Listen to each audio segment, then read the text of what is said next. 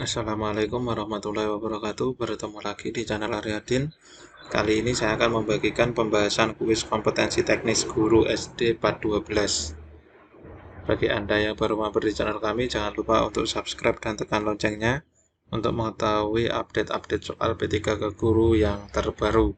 Dan bagi Anda yang ingin bergabung di grup belajar Telegram PGSD, bisa bergabung yang linknya ada di deskripsi video ini. Dan pada saat ini tahapan seleksi P3K Guru yaitu pada tahap pendaftaran, jadi segera selesaikan tahap pendaftarannya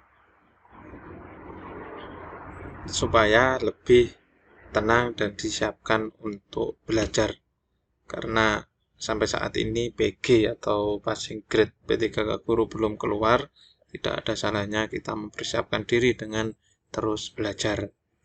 Soal yang pertama, peserta didik mengeksplorasi lingkungan, memanfaatkan sumber-sumber fisik, diperkaya sumber-sumber digital, menggali pengalaman orang lain atau contoh nyata penyelesaian masalah dari beragam sudut pandang.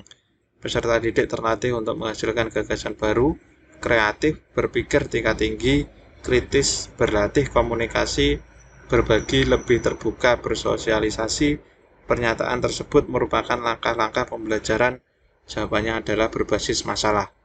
Jadi soal mungkin sudah ada clue-nya, yaitu penyelesaian masalah. Untuk pembahasannya, ini pembelajaran berbasis masalah dan penyelidikan ini berdasarkan masalah dengan solusi open-ended. Jadi solusinya itu terbuka atau memiliki banyak solusi masalah. Contohnya mengatasi masalah pencemaran udara akibat asap kendaraan bermotor. Peserta didik bisa mengeksplorasi lingkungan, memanfaatkan sumber-sumber fisik, diperkaya sumber digital, menggali pengalaman orang lain, atau contoh nyata penyelesaian masalah dari beragam sudut pandang. Peserta didik terlatih untuk menghasilkan gagasan baru, kreatif, berpikir tingkat tinggi, kritis, berlatih komunikasi, berbagi, lebih terbuka, bersosialisasi dalam konteks pemecahan masalah. Jadi ini ciri khas dari berbasis masalah itu yaitu ini, menghasilkan gagasan baru, kreatif, berpikir tingkat tinggi, kritis, berlatih komunikasi, berbagi, lebih terbuka, bersosialisasi. Jadi keuntungannya atau manfaatnya bagi peserta didik jika kita melakukan model pembelajaran berbasis masalah yaitu lebih mudah dalam menyelesaikan masalah sehari-hari. Soal nomor 2, kurikulum membantu dan mengarahkan peserta didik dalam memilih program-program belajar sesuai dengan kemampuan dan minat. Dari pernyataan tersebut merupakan salah satu fungsi kurikulum yaitu yang D, fungsi pemilihan. Jadi fungsi kurikulum di sini ada 4. Yang pertama fungsi persiapan, yang kedua fungsi perbedaan, yang ketiga fungsi pemilihan, dan yang terakhir adalah fungsi pengintegrasian. Untuk yang pertama fungsi persiapan. Kurikulum untuk mempersiapkan peserta didik agar mampu melanjutkan studi lebih lanjut untuk suatu jangkauan yang lebih jauh, baik dalam memasuki pendidikan yang lebih tinggi ataupun dalam memasuki kehidupan dalam masyarakat. Jadi fungsi kurikulum itu kan ada pembelajaran yang digunakan untuk persiapan peserta didik tersebut menuju jenjang yang lebih tinggi atau dalam kehidupan bermasyarakat. Yang kedua fungsi perbedaan. Kurikulum untuk memberikan pelayanan terhadap perbedaan individu peserta didik. Ini di RPP pun juga ada. Di dalam RPP, kalau membuat RPP kita akan harus memberikan perbedaan individu atau memberikan pelayanan. Tidak boleh semua murid dalam satu kelas itu rata. Jadi kita harus mengakui kurikulum itu pasti dalam satu sekolah perbedaan-perbedaan peserta didik itu pasti ada. Yang ketiga, fungsi pemilihan. Kurikulum memberikan kesempatan kepada peserta didik dalam memilih program-program belajar sesuai dengan kemampuan dan minatnya. Ini mungkin kalau untuk SD hanya pada kegiatan ekstrakurikuler yang bisa dipilih oleh siswa. Tetapi untuk pembelajaran ini karena satu paket, yang bisa memilih itu kemungkinan besar hanya di SMA dan SMK sesuai kemampuan dan minatnya. Tetapi untuk ekstrakurikuler di SD masih bisa memilih sesuai dengan kemampuan dan minatnya, karena dalam kurikulum ini tidak hanya akademiknya saja yang diatur dalam kurikulum, tapi termasuk dalam ekstrakurikulernya juga ada, termasuk pembiasaan itu juga diatur dalam kurikulum ini. Yang terakhir, fungsi pengintegrasian. Kurikulum untuk mendidik peserta didik agar memiliki pribadi yang integral. Siswa pada dasarnya merupakan anggota dan bagian integral dari masyarakat. Jadi, kurikulum dibuat untuk pengintegrasian supaya sama antara pendidikan dengan dunia nyata. Soal berikutnya nomor 3. Di bawah ini merupakan kriteria penyeleksian dan pemilihan materi pembelajaran kecuali yang D, akuntabel. Nah, di sini kriteria penyelesaian ada 5. Yang pertama, harus sahih atau valid. Materi yang akan dituangkan dalam pembelajaran benar-benar telah teruji kebenaran dan kesahihan. Jadi materinya tidak asal-asalan, harus benar-benar valid. Yang kedua, tingkat kepentingan atau signifikannya. Dalam memilih materi perlu mempertimbangkan pertanyaan berikut. Bagaimana intensitas tingkat kepentingan materi? Apakah penting materi tersebut?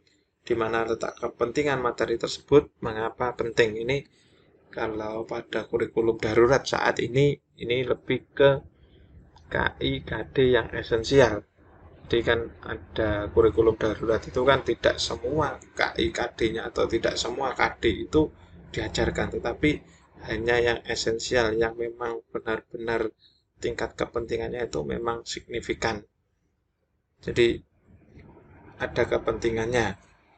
Yang ketiga, kebermanfaatan. Manfaat harus dilihat dari semua sisi, baik secara akademis maupun non-akademis. Ini termasuk bagaimana penyeleksian kurikulum darurat untuk memilih KD yang esensial. Ini bisa digunakan juga. Bermanfaat secara akademis artinya guru harus yakin bahwa materi yang diajarkan dapat memberikan dasar-dasar pengetahuan dan keterampilan yang akan dikembangkan lebih lanjut pada jenjang pendidikan berikutnya. Bermanfaat secara non-akademis maksudnya bahwa materi yang diajarkan dapat mengembangkan kecakapan hidup atau life skill dan sikap yang dibutuhkan dalam kehidupan sehari-hari. Jadi kebermanfaatannya bisa untuk kecakapan hidup atau untuk kebutuhan sehari-hari. Yang keempat, layak dipelajari. Materi yang memungkinkan untuk dipelajari baik dari aspek tingkat kesulitannya maupun aspek kelayakannya terhadap pemanfaatan bahan ajar dan kondisi setempat. Yang kelima, menarik minat. Materi yang dipilih hendaknya menarik minat dan dapat memotivasi siswa untuk mempelajari lebih lanjut. Setiap materi yang diberikan kepada siswa harus mampu menumbuh kembangkan rasa ingin tahu, sehingga memunculkan dorongan untuk mengembangkan sendiri kemampuan mereka. Jadi jawabannya adalah yang D, akuntabel, karena tidak ada kriteria penyelesaian dengan akuntabel ini. Soal nomor 4, siswa mau belajar kalau mendapatkan hadiah atau uang. Dari pernyataan tersebut, perkembangan moral siswa menurut teori Kohlberg pada tingkat yaitu penalaran prakonvensional. Di sini Kohlberg ini ada 3 tahap perkembangan moral. Yang pertama prakonvensional, konvensional, dan pasca konvensional. Untuk prakonvensional sendiri adalah tingkat yang paling rendah dalam teori perkembangan moral Kohlberg. Pada tingkat ini, anak tidak memperlihatkan internalisasi nilai-nilai moral. Penalaran moral dikendalikan oleh imbalan atau hadiah dan hukuman eksternal. Nah, ini contoh dalam dunia pendidikan, peserta didik mau belajar kalau mendapatkan hadiah uang atau diberi hadiah. Mau maju jika diberi hadiah. Itu berarti tahap perkembangan moralnya pada tahap prakonvensional. Soal nomor 5, perhatikan pernyataan di bawah. Kompetensi dasar, tahun pelajaran, indikator, mata pelajaran, dan kompetensi inti. Yang termasuk komponen prota pada pernyataan di atas adalah yang nomor 1, 2, dan 4, yaitu kompetensi dasar, tahun pelajaran, dan mata pelajaran. Komponen prota meliputi identifikasi, yaitu identitas satuan pendidikan, mata pelajaran, tahun pelajaran, standar kompetensi, kompetensi dasar, alokasi waktu, dan bisa ditambahkan keterangan. Soal nomor 6, siswa di sekolah mau belajar dengan tekun karena kesadaran sendiri, tapi tidak mau menaati perintah orang tua yang mengharuskan belajar dari pukul 19 sampai dengan pukul 21. Dari pernyataan tersebut, perkembangan moral siswa menurut teori Kohlberg pada tingkat yaitu penalaran konvensional. Jadi, kalau yang prakonvensional tadi mau belajar jika ada hadiah, kalau ini tidak, kalau di sekolah itu tekun, tetapi di rumah tidak mau menaati perintah dari orang tua. Penalaran konvensional adalah tingkat kedua atau tingkat menengah dari teori perkembangan moral Kohlberg.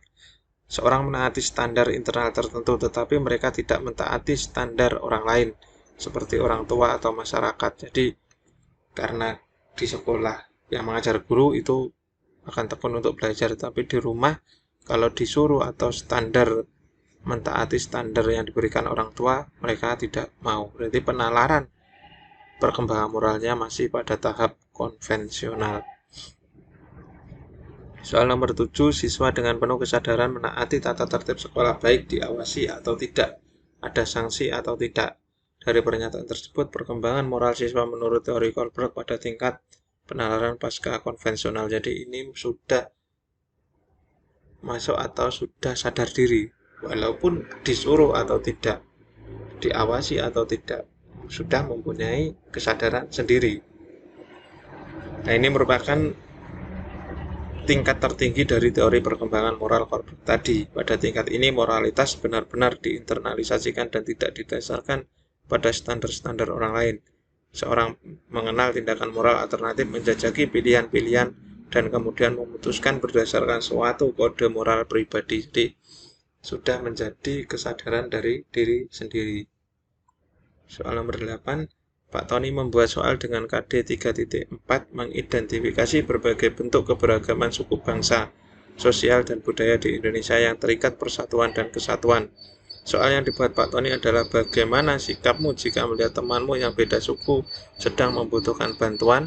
Dari pernyataan tersebut berarti Pak Tony sudah menerapkan prinsip penilaian yaitu beracuan kriteria. Artinya penilaian didasarkan pada ukuran pencapaian kompetensi yang ditetapkan. Jadi kompetensinya ini berbagai bentuk keberagaman suku bangsa, dan soal yang dibuat bagaimana sikapmu jika melihat temanmu yang beda suku sedang membutuhkan bantuan. Ini kan berbeda suku kan keberagaman. Jadi soal yang dibuatnya itu sudah beracuan kriteria dengan KD-nya. Soal nomor 9, Pak Dino adalah guru kelas 5. Pak Tony selalu memberikan Pak Dino adalah guru kelas 5. Pak Doni selalu memberikan nilai lebih baik bagi peserta didik perempuan. Ini editannya yang salah ya. Pak Doni sudah melanggar prinsip penilaian yaitu adil. Mengapa bukan objektif? Karena adil ini berarti penilaian tidak menguntungkan atau memberikan peserta didik karena berkebutuhan khusus, perbedaan latar belakang agama, suku, budaya, adat istiadat, status sosial ekonomi, dan gender. Nah, ini kan sudah memberikan nilai lebih tinggi untuk peserta didik perempuan, jadi kan sudah membedakan gender. Berarti Pak Dino ini sudah melanggar prinsip penilaian adil. 10. Pak Doni melaksanakan pembelajaran berbasis proyek pada peserta didiknya. Sebelum melaksanakan tugas, Pak Doni menjelaskan kriteria penilaian kepada peserta didik. Pak Doni sudah melaksanakan prinsip penilaian yaitu terbuka. Terbuka di sini berarti prosedur penilaian, kriteria penilaian, dan dasar pengambilan keputusan dapat diketahui oleh pihak yang berkepentingan. Jadi, saat melaksanakan pembelajaran berbasis proyek ini, Pak Doni sudah menjelaskan kriteria penilaiannya. Nanti yang dinilai bagian-bagian apa, itu berarti Pak Doni sudah terbuka. Jadi, anak atau peserta didik sudah bisa. Jika saya melakukan ini, saya akan mendapatkan nilai segini. Jika tidak, saya akan mendapat nilai segini. Jadi, sudah mempunyai keterbukaan. Jadi siswa bisa, kalau ingin nilainya tinggi berarti apa yang harus dicapai. Di Pak Doni ini sudah menerapkan prinsip penilaian yaitu terbuka. Cukup sekian penjelasan tentang kuis P3K 412. Ada kurang lebihnya saya mohon maaf. Untuk kuis yang lain bisa ditonton di 2 video ini. Ada kurang lebihnya saya mohon maaf. Terima kasih. Cukup sekian. Wassalamualaikum warahmatullahi wabarakatuh.